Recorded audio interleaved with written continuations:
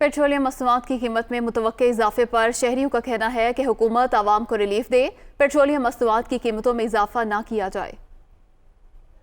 बिल्कुल भी नहीं बढ़ना चाहिए, पहले ही बहुत महंगा है। आलमी सतह पर इमरान खान ने भी तो कंट्रोल किया था ना, उसने हमें सब्सिडी दी थी, तो ये भी हुकूमत दे। अब आए हैं तो इनको वो जो ग्राउंड रियलिटीज़ थी, अब इनको पहले भी ये हुकूमत कर चुके हैं, अब इनको तब पता चला है इनको ग्राउंड रियलिटीज़ का, तो अब आकर ये कह रहे हैं कि इन्होंने अच्छा नहीं किया, पेट्रोल की कीमतें इंक्रीज़ करनी चाहिए थी इनको।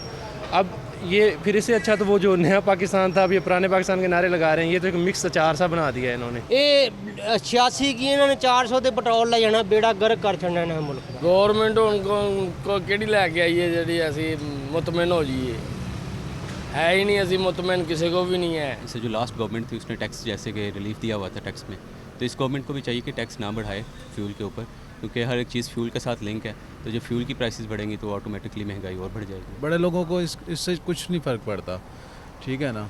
तो बड़ा ये ज़्यादती हो रही है, हम तो इसके खिलाफ एहतजाज भी करने को तैयार हैं।